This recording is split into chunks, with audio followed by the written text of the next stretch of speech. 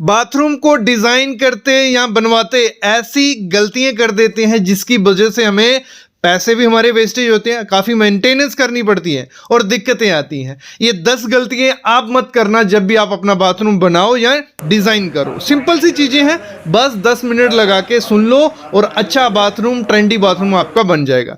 सबसे पहली गलती क्या करते हैं हम जब भी बाथरूम बनाते हैं, अगर डिज़ाइन नहीं करवा रहे हैं तो क्या करते हैं, यहाँ हमारी WC आ गई, यहाँ हमारा वॉश बेसिन आ गया, यहाँ पे हमारा शॉवर आ गया, तो मतलब कोई पैटर्न फॉलो नहीं करते हैं। कहीं भी मन करता है, कहीं भी जगह हमें ज़्यादा दिखी वहाँ शॉवर डाल देते हैं, जहाँ जगह कम है वहाँ सीट डाल देते हैं। तो ये गलती आपको नहीं करनी है। आपको एक चीज़ डिसाइड करनी है, आपको वेट एरिया और ड्राई एरिया रखना है। वेट एरिया ड्राई एरिया कैसे होगा, कैसे लेआउट करना है, जो आपका शॉवर होगा मैं तो रिकमेंड करता हूँ वो एंड में रखो। यहां पे आपको कम जाना है, एंट्री में जैसे दरवाजा खोलो आपको वॉश बेसिन दिखे, उसके साइड में WC दिखे, वो ड्राई एरिया हो गया जो आप मेनली यूज करते रहोगे पूरे दिन में।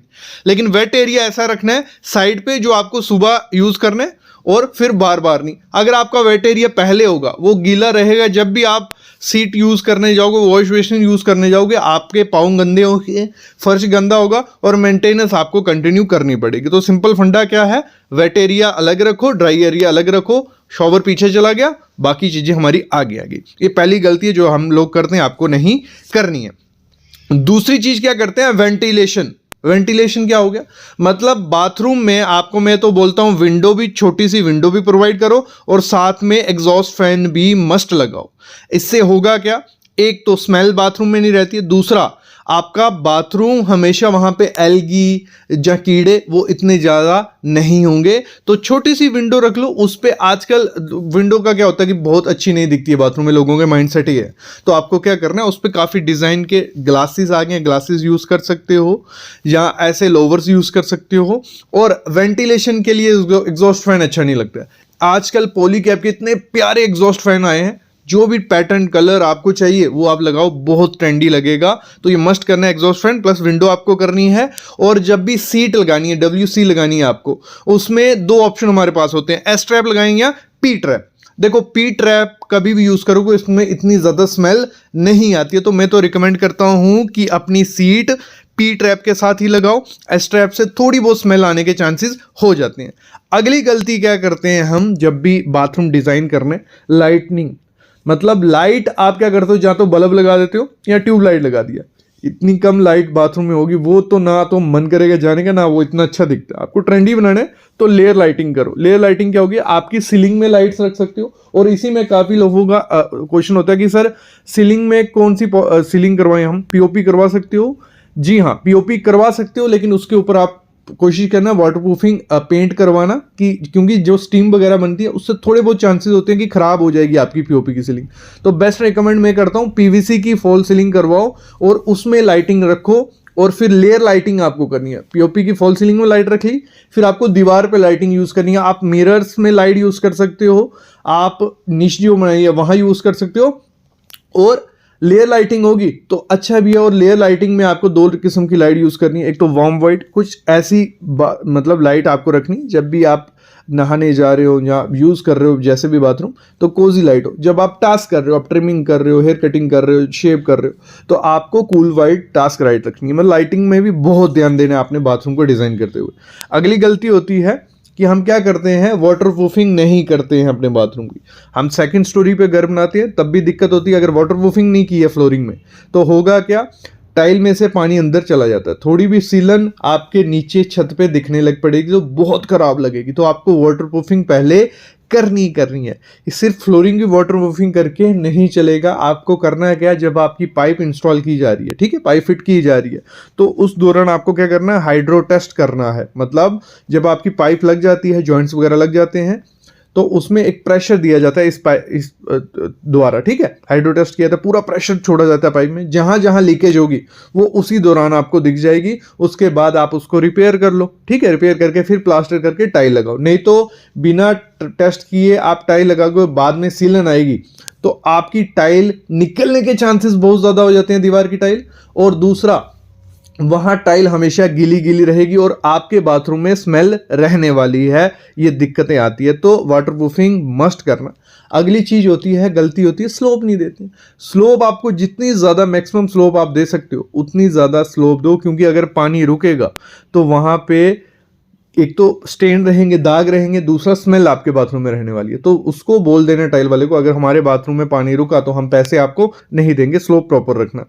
इसी में क्या करना है आपको, जो जाली होती है, ठीक है, ये जो जाली लगाई जाती है ड्रेनेज के लिए, तो ये जाली भी एक छोटी सर्कुलर छोड़ के, स्क्वायर छोड़ के, आजकल काफ़ी पैटर्न्स आए हैं जो टाइल ही फिक्स हो जाती है।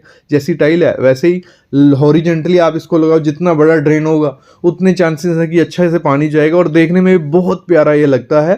तो ये चीज़ आपको करनी है, बस इसमें ध्यान रखना, अच्छी क्वालिटी, हाई क्वालिटी के लेना, नहीं तो आप इसमें क्रोजन लग जाती है, ये चीज़ भी ध्यान देनी है। अगली बहुत बड़ी गलती होती है जब हम डिज़ाइन कर रहे होते हैं अपना बाथरूम, टाइल की सिलेक्शन अच्छी नहीं होती है। टाइल हम छोटे छोटे पीसेस ले लेते हैं, अमेरिका में मोस्टली आप देखोगे वहाँ पड़े ही छोटे छोटे पीसेस हैं जब बाथरूम की टाइल लेने जाओगे।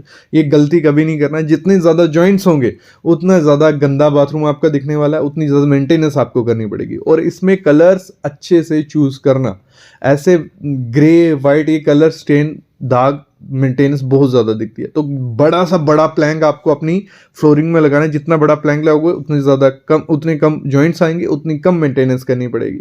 तो ग्लॉसी टाइल आपको लगानी है दीवार पे, उस पर, क्योंकि साफ करना इजी होती है। मैट कभी मत लगा बैठना, बहुत मेंटेनेंस होती है।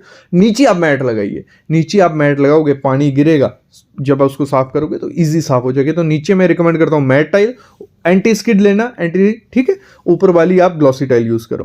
अगली चीज क्या करनी है, बिल्ट इन निश जो आते हैं, जब भी आपकी ब्रिक पर हो रही है बाथरूम की, बिल्ट इन निश मस्ट बनाओ। इस समय ट्रेंडिंग भी है और बहुत काम के हैं वो। तो बिल्ट इन निश बनाने और बीच में लाइट्स रखनी है, बहुत प्यारी लगने वाली हैं। तो ऐसे कुछ वो रहते हैं, तो मेरे ख्याल में तो आपको बनाने ही बनाने हैं। अगला क्या काम करना है, जब भी डिज़ाइन करना है बाथरूम, फ्लोटिंग कैबिनेट रखने हैं।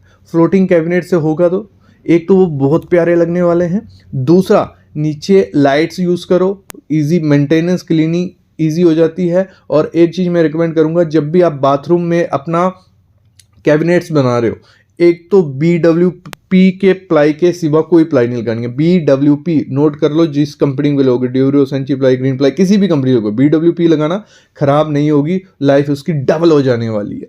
ठीक है, ये चीज़ करनी है कैबिनेट बनाते समय। या तो आप PVC WPC यूज़ कर लो, MDF HDHMR के जो बने बनाए जाते हैं वो मत लगा बैठना।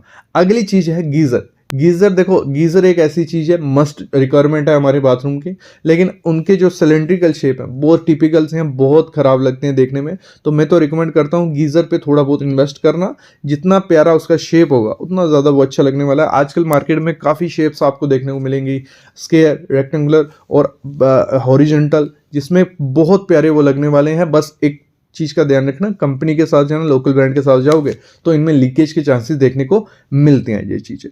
अगली चीज़ क्या होती है, हमेशा बाथरूम डिज़ाइन या बनाओ मेंटेनेंस को देख के, पिंटरेस्ट पे, गूगल पे जाके पिक्स देख ली, वो बना डालोगे तो दिक्कतें आने वाली हैं। जैसे ऐसा कुछ वॉश बेसिन बहुत ट्रेंड में था, ये लोग लगाते भी थे, लेकिन ये बहुत मेंटेनेंस मांगता है। जब इसमें हाथ दोगे, पानी नीचे गिरेगा और पाँव में लगेगा, पूरा फर्श गंदा, पूरा एरिया गंदा। तो ये देखने में बहुत प्यारे लगते हैं, इसको वहाँ यूज़ कर सकते हो, यहाँ पे सिर्फ हाथ वॉश करने हैं, मुंह वॉश नहीं करना है। ठीक है, फेस वॉश करोगे तो दिक्कत आएगी। जहाँ आप क्या करते हो, काउंटर टॉप लगवा देते हो, वहाँ पे काउंटर टॉप की मेंटेनेंस बहुत ज़्यादा होता है। तो मैं रिकमेंड करता हूँ अंडर काउंटर रखो। मतलब कहने का यही फंडा है कि आपको जब भी बाथरूम अपना बनाना है तो मेंटेनेंस को लेके चलना शुरू में ही, नहीं तो होता क्या है, दिक्कतें आ जाती हैं। जैसे टाइल का होता है, टाइल के हम छोटी लगा देते हैं, मेंटेनेंस करनी पड़ती है। तो ये चीज़ें मेंटेनेंस को साथ में लेके ही आपको अपना बाथरूम डिज़ाइन करवाना है। तो ये कुछ 10 बातें थी, अगर आप ध्यान रखोगे आपका बाथरूम ट्रेंडिंग भी बनेगा, मेंटेनेंस भी नहीं करनी पड़ेगी और देखने में प्यारा लग्जरियस लगने वाला है। तो आई होप आपको आइडिया लग गया होगा। ऐसी वीडियोज़ मैं लाता रहूँगा, बस आपको चैनल को सब्सक्राइब कर लेना है, बेल आइकन दबा लेना है। और कोई भी क्वेरीज हैं, कोई भी डाउट है, कंसल्टेशन लेनी है, डिस्क्रिप्शन में डिटेल है, मैसेज करो, आपको चार्जेस पता चल जाएंगे, हम कॉल पे बात करेंगे और सारी आपकी क्वेरीज बिंदास सॉल्व कर देंगे। तो अभी मैं लेता हूँ अलविदा, थैंक यू गाइस।